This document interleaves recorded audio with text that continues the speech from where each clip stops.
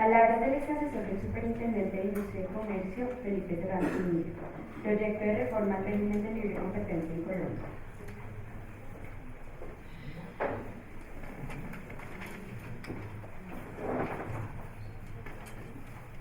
Bueno, muy buenos días a todos. Un saludo muy especial para el doctor Alfonso Miranda y una felicitación también muy especial por los 20 años del Centro de Estudios de Derecho a la Competencia.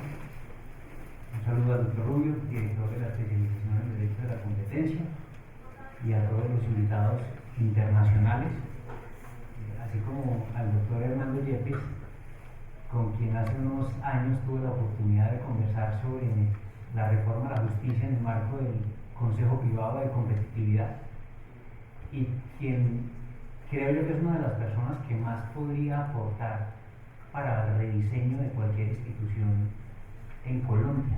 Él tiene una experiencia amplia sobre los beneficios y errores que se cometieron al diseñar instituciones judiciales en el año 91, varias de las cuales, o sobre aspectos que hoy en día son relevantes para el rediseño de una agencia de competencia. Yo lo primero que les tengo que aclarar es que yo no vengo en representación de la superintendencia, y mal haría en representar a la superintendencia cuando hace 2 semanas ya no soy parte de la superintendencia. Yo vengo a criticar a la superintendencia. No, mentira.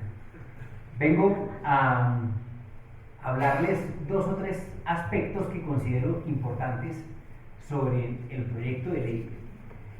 Y más que hablar del texto en sí mismo, quisiera hablarles de qué aspectos rodearon discusiones o qué argumentos se presentaron en la redacción del proyecto de ley en la cual tuve la oportunidad de participar, sobre puntos que considero fundamentales. El primero de ellos, sobre la independencia. ¿Dónde está eso en el proyecto de ley? No aparece por ningún lado. Y digamos que uno hubiese esperado que en ese proyecto de ley, que pretende reformar algunas cosas del régimen de libre competencia, hubiese habido algo sobre reforma institucional, y no lo hay. Quiero contarles qué pasó, por qué eso no está ahí. En segundo lugar, quiero hablarles del procedimiento, que está muy conectado a los aspectos relacionados con la institucionalidad en materia de libre competencia, que en esencia se mantiene en el proyecto. Y un tercer punto que quiero abordar sobre delación. Por cuestiones de tiempo, etcétera, voy únicamente a abordar esos 3 temas, y voy a decir algunas cosas que creo pueden aportar a la discusión hoy, ya con la libertad de espíritu que me otorga el no pertenecer a la autoridad.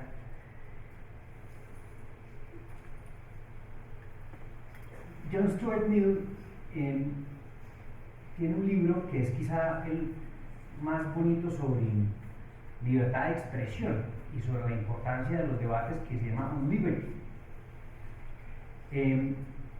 Y en ese libro resalta la importancia de las opiniones contrarias o de las opiniones críticas, y dice que no oírlas o silenciarlas es quizá robarle a una sociedad una oportunidad de oro de o bien corregir un error por una verdad, o bien ratificar y llenar aún más de argumentos una posición aceptada. Esto para decir que yo creo que es profundamente importante toda la crítica que se le haga al proyecto de ley. Me parece que eso lo enriquece, me parece que eso permite mejorarlo, me parece que eso saca las razones de cada artículo, etc. Y en eso es muy importante la labor que está haciendo el Centro de Estudios de Derecho de la Competencia y en general la Universidad Javeriana, la especialización en Derecho de la Competencia y otras universidades. El proyecto está ahí, que como todo proyecto no es perfecto y mucho menos tiene muchos aspectos por mejorar, pero es un proyecto que está estudiado y es un proyecto que ha tenido bastante consideración en distintos aspectos. Y empiezo por tal vez el que la mayoría de la gente con razón extrañó, que es el de la independencia. Hoy en día hay una suerte de consenso, o casi que un dogma, sobre que las autoridades de competencia deben ser independientes. Y la pregunta que uno tiene que hacerse para saber qué es una autoridad de competencia independiente es ¿para qué la independencia? ¿Y hasta qué punto debe ser una autoridad independiente? ¿Debe ser totalmente independiente hasta el punto que no le rinda cuentas a nadie? Ni al Congreso, ni al Ejecutivo, ni absolutamente nadie. ¿Es buena la independencia absoluta? ¿Tiene alguna autoridad de competencia en el mundo de independencia absoluta?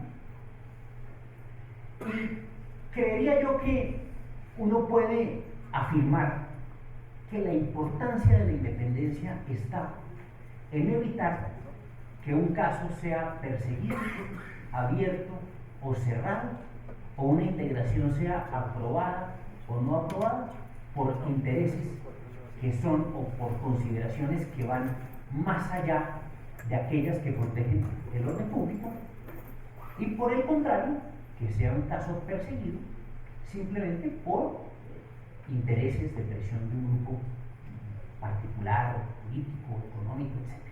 Esa es, digamos, la principal importancia de que una agencia sea independiente. Y para ser las autoridades independientes es común oír voces que dicen que la autoridad debería ser, primero, colegiada, segundo, que debería tener periodos fijos, escalonados si se quiere, sus comisionados, y tercero, que debería estar fuera del Ejecutivo, casi que no debería rendirle cuentas a, por ejemplo, un funcionario elegido por el sistema de elección popular, como puede ser un presidente,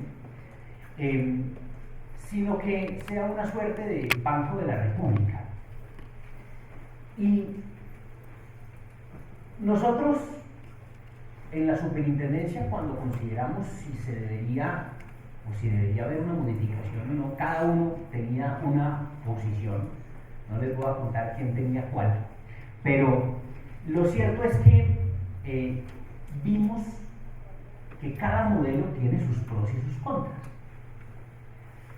Hay un autor que fue presidente de la Federal Trade Commission en los Estados Unidos, que se llama William Kovacic, que todos ustedes conocen, que es quizá la persona que más ha estudiado los arreglos institucionales de agencias de competencia en el mundo. Y en 2014 escribió un artículo muy interesante sobre si una agencia de competencia debería ser política también. Y su conclusión era que sí, curiosamente. Su reflexión, ¿cuál era? Decía, las agencias que son absolutamente independientes, como por ejemplo una agencia que está fuera del Ejecutivo, una agencia que no le rinde cuentas a nadie, primero tiene el problema de que no rinde cuentas a nadie, cosa que también le resta transparencia. Pero en segundo lugar, tiene el problema de que se aleja totalmente de un programa de política pública. La función de las autoridades no es solamente investigar y sancionar, también es evitar regulaciones anticompetitivas, evitar subsidios que pueden llegar a ser anticompetitivos, evitar la expedición o la intervención en regulaciones que pueden llegar a ser anticompetitivas. Y la experiencia, dice él, ha mostrado que las autoridades que son o que están totalmente alejadas de un movimiento político tienden a volverse irrelevantes, por lo menos en esos aspectos. Y también hacía una reflexión muy importante. Decía, ningún arreglo institucional de autoridad de competencia garantiza independencia. Hay ejemplos en los cuales la autoridad tiene un arreglo que uno diría es absolutamente proclive a la no independencia, como es el caso, por ejemplo, del Departamento de Justicia de los Estados Unidos, que tiene un arreglo similar, por lo menos en elección y remoción, al de la Superintendencia de Industria y Comercio. Al director, en este momento lo elige y lo remueve libremente el presidente de la República, el director del Departamento de Justicia. Y ha mostrado ya tradicionalmente una independencia donde ha tenido discusiones muy fuertes con otras ramas, con otros ministerios del gobierno, y casi que ha evolucionado en una cultura en la cual se torna independiente un funcionario que por arreglo institucional no lo sería. Entonces, lo primero que uno debe decir es que los arreglos institucionales son importantes, pero a mí me parece que nosotros tenemos que tener mucho cuidado en qué proponemos y a dónde queremos llegar, porque el arreglo institucional puede terminar en otorgar demasiada independencia y volver una autoridad que por lo menos rinde cuentas en ciertos aspectos. Hoy en día podemos volver una autoridad que no le rinda cuentas a nadie y por fuera del Ejecutivo con unas influencias que pueden llegar a ser absolutamente irrelevantes sobre cualquier tipo de política pública. En Colombia tenemos ejemplos de autoridades independientes, colegiadas, que no han funcionado bien. El Consejo Superior de la Judicatura es un caso paradigmático, diría yo. Una institución donde los funcionarios quienes la crearon, diseñaron un sistema que uno hubiese dicho es perfecto en su momento, y resulta que se creó un esquema de autoridad colegiada, independiente, que en sus primeros años tuvo muy buenos magistrados, pero que en el largo plazo se volvió poco visible y poco responsable o accountable. Una lástima que no existe la traducción de esa palabra en Colombia, de accountability en español, frente a las instituciones y frente al público. Hay ejemplos de comisiones también de regulación donde se crearon arreglos institucionales que uno hubiese dicho en teoría funcionaban muy bien, y resulta que en la práctica no funcionaron muy bien. Tuvieron muy buenos funcionarios en un principio, pero fueron degenerando hasta llegar a lo que se tiene hoy en muchos aspectos. Entonces, una reflexión muy importante, que no quita la importancia de los arreglos institucionales, es que pensemos muy bien en qué tipo de arreglos institucionales pueden ser adecuados para el país, teniendo en cuenta las experiencias que se han tenido sobre todo en Colombia como en el resto del mundo. Hay propuestas, por ejemplo, como decir que hagamos que haya una autoridad colegiada donde sea el Banco de la República quien escoja una lista de expertos y la presente ante el presidente o lo que sea, teniendo en cuenta la idoneidad que tiene el Banco de la República.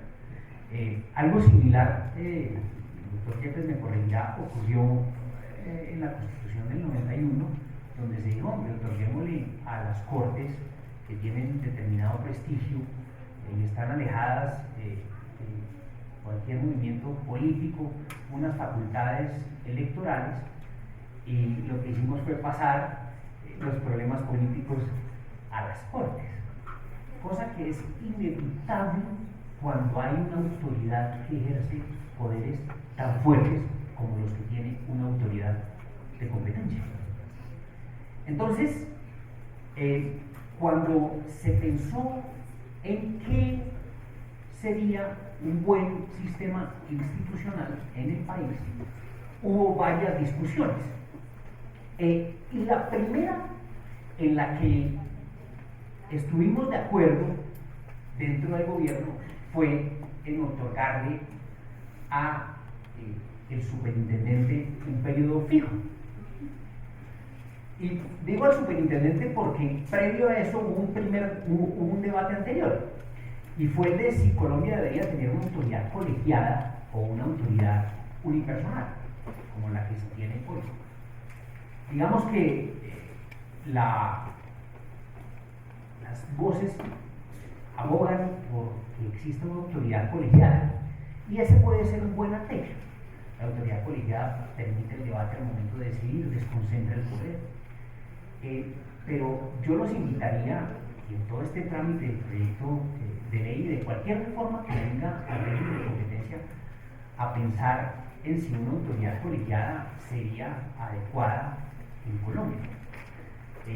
Si de pronto en un par de años terminamos con una autoridad donde la elección de los miembros es absolutamente poco visible, una autoridad que podemos burocratizar, que en muchos eventos se vuelve difícilmente inmanejable. Eso ocurre tanto en los Estados Unidos como en Chile. Y la preocupación que se tuvo frente al proyecto de ley era esa: si deberíamos tener una autoridad colegiada o una autoridad unipersonal. En su momento el gobierno decidió que fuera una autoridad unipersonal, pensando en que se podía burocratizar la autoridad de competencia, y en que hemos tenido malas experiencias también con los cuerpos colegiados. La OECD, que aboga por el principio de independencia, no tiene una preferencia, por lo menos oficial, frente a si se debería ser autoridad colegiada o no. Y lo cierto es que el gobierno optó por una autoridad unipersonal, o por proponer una autoridad unipersonal, continuar con ella, en la cual el superintendente tuviese un periodo fijo. Y ese, digamos, era tal vez una de las razones principales para cualquier reforma que se hiciera en Colombia. Y cuando se pensó en cómo establecer el periodo fijo, se dijo que eso debería ir en el proyecto de ley. Un proyecto en el que se diga que el superintendente tendrá un periodo fijo de 4 años y que no tendrá causas para su remoción, sino disciplinarias o penales. Y resulta que, y acá viene la historia de qué fue lo que pasó, dentro del gobierno empezó un debate sobre si se podía constitucionalmente, mediante un proyecto de ley, establecer periodo fijo para el superintendente. Hay una norma en el artículo 189, numeral 3, que dice, y acá cito textualmente, que en todo caso el gobierno tiene la facultad de nombrar y remover libremente a sus agentes, una facultad del presidente. Y entonces, cuando se discutió esa norma, por su pertinencia dentro del proyecto de ley, varios constitucionalistas dijeron que eso no era posible hacerlo por proyecto de ley. Por supuesto, la contrapartida de eso fue, bueno, pero las comisiones de regulación tienen periodos fijos. Entonces, ¿por qué no se va a poder hacer con el superintendente de Industria y Comercio? Y entonces se dijo, bueno, eso también puede ser inconstitucional, etc. Lo cierto es que dentro del gobierno no se consideró, diríamos, adecuado que eso se pudiera hacer mediante proyecto de ley. Esa es la razón principal por la cual el periodo fijo no está dentro del proyecto de ley. Y se dijo entonces hay que tramitar un acto legislativo. Y el acto legislativo se redactó. y se propuso. Y el gobierno decidió no tramitarlo, teniendo en cuenta otras prioridades que tenía, y eso, digamos, quedó ahí. Ahora, lo que sí decidió el gobierno nacional, y esto, digamos, ya involucraba a otras superintendencias también, a la superintendencia de sociedades y a la superintendencia financiera, era tener un mecanismo de autorregulación, en el cual el presidente sacaba un decreto donde decía que los superintendentes tendrán periodos fijos y que solo podrán ser removidos por el presidente por X o Y causas. Eso obviamente suena al principio un poco chistoso, porque si uno lo que quiere es evitar que el propio presidente remueva a un superintendente por causas políticas, pues, y ese mismo presidente tiene la facultad de derogar el decreto, inmediatamente eso, digamos, parece inocuo. Lo cierto es que como sistema de autorregulación, esa fue la idea del gobierno del presidente Santos, esa fue la idea de los asesores del presidente Santos, y es muy posible que el gobierno pudiera ejercer. Esa es la historia del periodo fijo y de por qué no está en el proyecto de ley. Ahora, en segundo lugar, paso al procedimiento. No sé cuánto tiempo tenga o me quede. Bueno, paso al tema del procedimiento.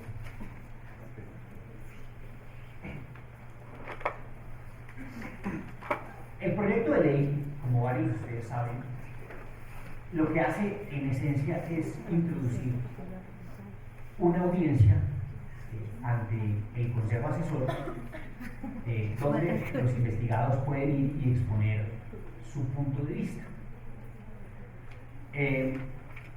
Y varias personas han dicho pues, que el sistema de investigación y juzgamiento por parte de una misma autoridad es absurdo, es ridículo, es inconstitucional, etc. Y yo, cuando hablo del Código de Procedimiento Administrativo y de la Constitución Administrativa, lo que veo es que las actuaciones administrativas sancionatorias en Colombia tienen una regulación bajo la cual se formula un pliego de cargos por un funcionario, se practican unas pruebas, el funcionario decide, el mismo funcionario decide y después existe un recurso de apelación.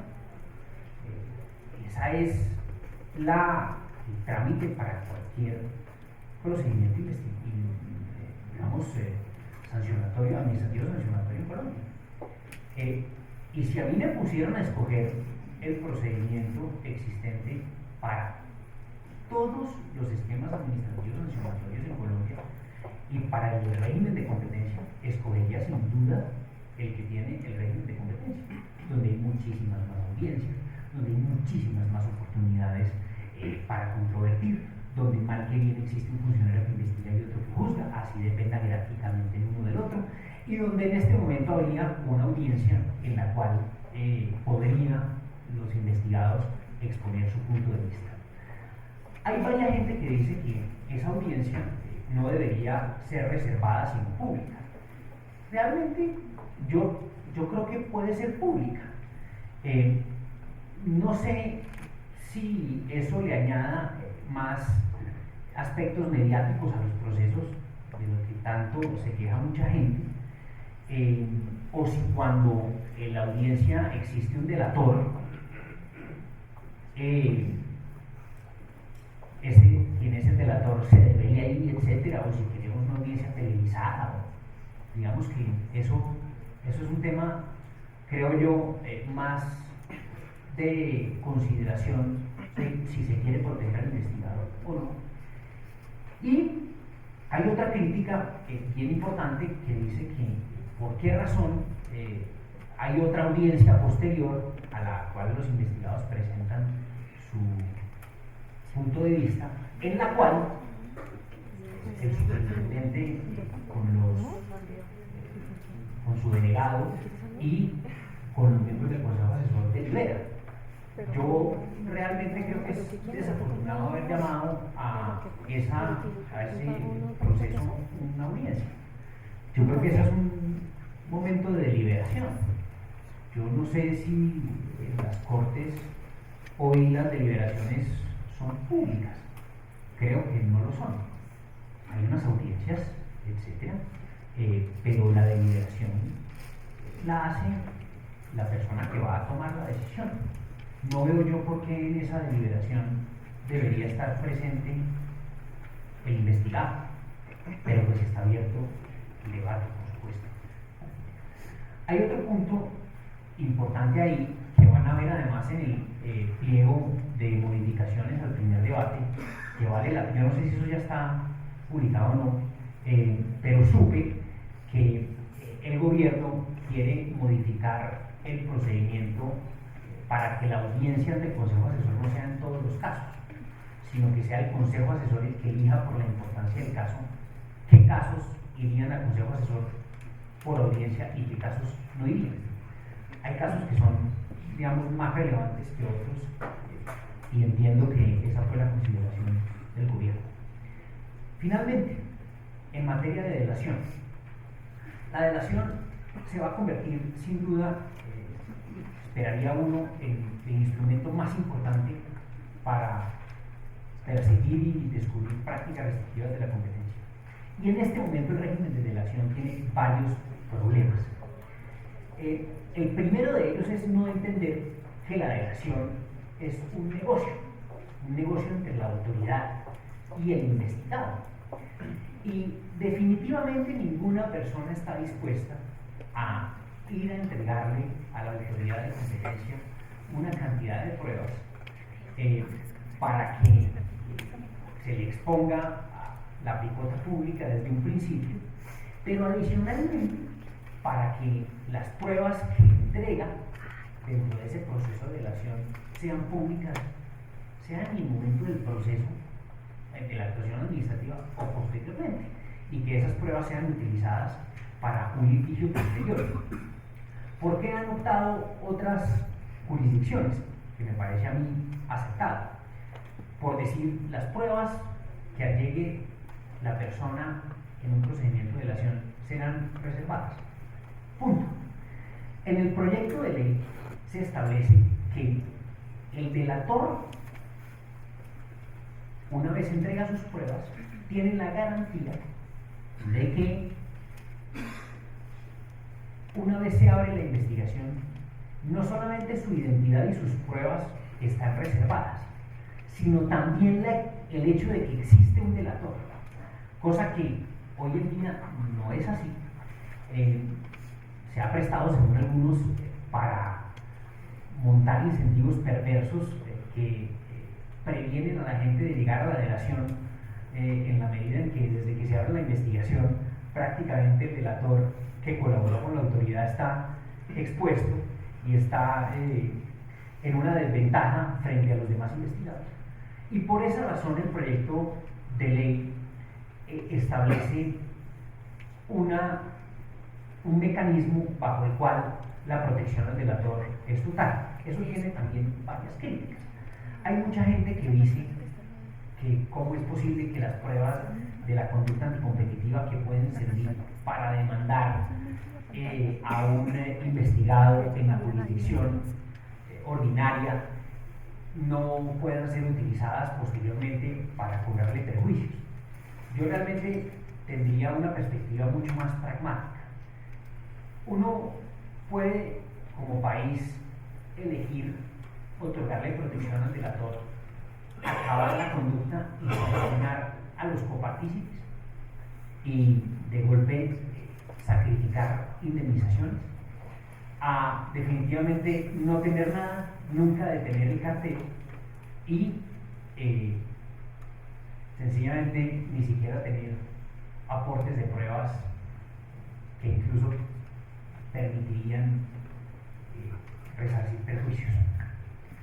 De manera que el proyecto, diría yo, tiene muchísimos aspectos, unos buenos, hay otros malos, en fin, tiene muchísimas cuestiones para considerar, Pero yo diría que es muy importante que tengamos cuidado, sobre todo en qué tipo de agencia e institución queremos. A veces las cosas suenan muy bien en el papel, pero una vez se modifican y una vez tiene uno una nueva institución, resulta que terminamos incluso peor de lo que estábamos. Entonces yo los invito primero a que exista una crítica constante y constructiva a ese proyecto de ley. Como dije al principio, para mí ese es un aspecto fundamental para terminar con un buen proyecto. Que los proyectos nunca son así como en Andrés Carnero, es que uno sabe cómo entra pero no cómo sale. Entonces los proyectos digamos tienden a evolucionar en el tiempo, y yo estoy seguro que este lo hará, y la importancia de todo este foro académico y profesional es supremamente importante para eso. Pero mi invitación es a que tengamos mucho cuidado en no caer en fórmulas absolutas o típicas en las cuales podemos terminar peor peor de lo que estamos, con algo peor de lo que tenemos ahora. De manera que muchísimas gracias, nuevamente muchas felicitaciones a SEDEC y al doctor Miranda y a todos los partícipes en estos 20 años, y bueno, espero pues que estas jornadas sean de muchísimo utilidad y de mucha crítica sobre todo. Muchas gracias.